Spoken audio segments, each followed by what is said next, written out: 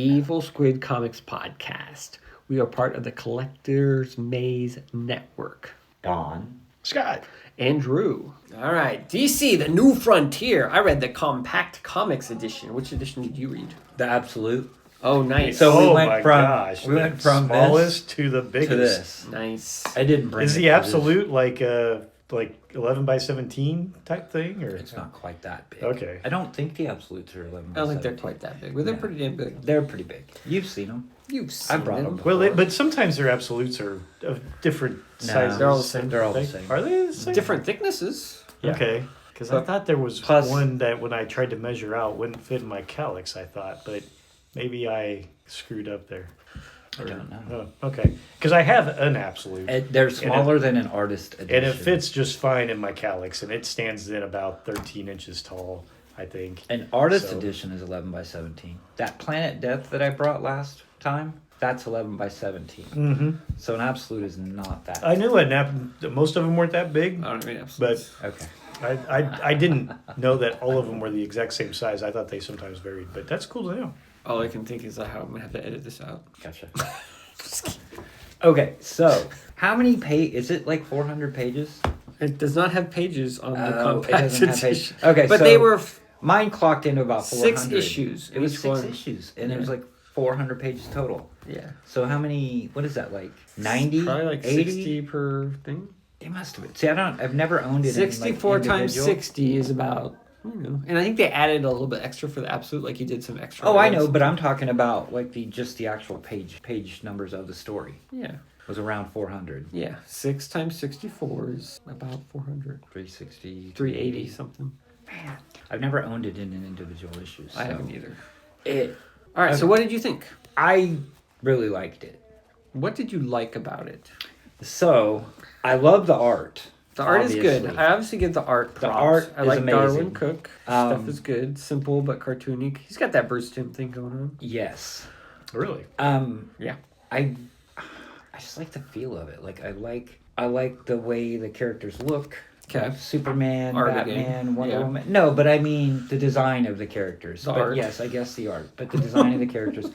And so in the afterword, I read an afterword. There's They not had an an afterword. I know. I don't In got mine that. there was. Okay. I don't And care about Darwyn that. Cooke You basically had said the that Absolute edition. it's like it's his bridge from the Golden Age to the Silver Age. It's like Yes. passing the torch. It's almost, I mean, it doesn't, but it has that element of Watchmen where it's like superheroes are banned and they have to register. Yeah, there's a little bit of that. There's a little bit of that, which is part of the story, but I mean, it's basically the origin of like the Silver Age DC characters. Yeah, I get it. I understand what it is. And I like that era. Like, I like that era piece stuff. So, I mean, it fit right in. I didn't think it was that long of a read. And I tried to cram it in to get it done because I knew you were reading it. Yeah. And so I really read it, and it seemed like it took a long time because it's a lot. It is a lot. So as I was reading it, I would read it for a while. I'd be like, man, I'm not making any headway. And I would look and I'd be kind of bored. I'm like, oh my God, there's so much more of this. Mm-hmm. It was just daunting and I wasn't really enjoying it. Mm-hmm. It got a little bit better towards the end because, stuff actually picks up a little Right. bit. But man, there's so many characters. What I guess my biggest problem is how he's trying to weave the Lion That Time for God and the Challengers of the Unknown and all those obscure less iconic characters in. If he had focused on the Justice League, like Aquaman, Wonder Woman, Superman, even Green Lantern, which he did focus on Green Lantern a lot, but it was mostly his Towards origin. the end. Even in the beginning, middle. I mean, he talked about Hal Jordan quite a bit, but it took a little while. Right. If he had focused on the big characters, I felt it would have been better. But Superman gets hardly any play. Wonder Woman gets hardly any play. He spends a lot of time on Martian Manhunter. He spends a lot of time on Hal Jordan, who eventually becomes a Green Lantern towards the end. A little bit of time on the Flash. Aquaman gets a page or two. Yes. But I have pages and pages of Faraday and the Rick Flag? Yeah. Oh my God, so much time on him. Suicide Squad. Which The Losers. Yeah, the Losers were only in it at the beginning. at the beginning, yeah, because they ended up on. And I feel like all that stuff is probably really cool if you're a DC aficionado, Right. But for the average Joe who's just trying to read a bridge between the Golden Age and the Silver Age, I'm just like, I don't give a shit about any of these characters. I don't know who they are. It's just a lot. And it just, for something as superhero focused, there's very little superheroes in it. Yeah, I could see that. It's got a cool look, though.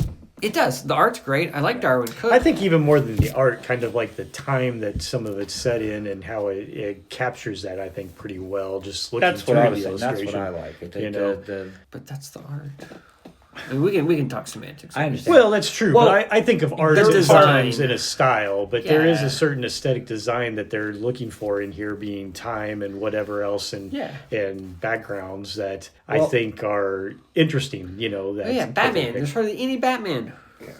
He has to set up the end in the beginning, right? Like that whole chapter with the island. Yeah, and I thought The land, the time forgot that island. Like that's a big part. That is basically the big bad at the end. And I thought the big bad was kind of uneventful, not that interesting, not great. I mean, it was kind of like, this is the big bad. It was ready to eat the entire world. Like they were guess. afraid of it. I don't know. I understand what you're saying. Yeah, it's very much a period piece, right? Like Which I don't a genre. mind. It was just dense. Mm-hmm. A lot of the characters I didn't care about. There are almost too many characters. Like, there's just I mean, he's like jumping between scenes and characters all the time. I'm like, dude, focus. If you're not a fan of the Silver Age, you know, like the losers, the challengers, like all those characters, then I could see where this would not draw you into it. I mean, it's not that I'm not a fan. I'm just not that familiar with Right. them. No, that's So, what I mean. They're just not. It's not It's definitely. It's not stroking me where I need to be stroked on. I think it's definitely an old time person book, like a Silver Age. Like if you were around in the Silver Age and you grew up, like you only had to be like probably 8 to 10 years older than us to maybe be in that Silver Age era, right? Sure. So I mean, I think you're like a Maybe decade. 20. Darwyn Cooke is only like. It depends on when you started reading comics and where you started reading comics also. Because he talks about it in his afterword about, you know, he was reading these war comics and, you know, that stuff. And that's what he started with. Yeah. So, I mean, and he was about 9 years older than me. Okay. So, I say for me, decade. Yeah. You know. Sure. Meh.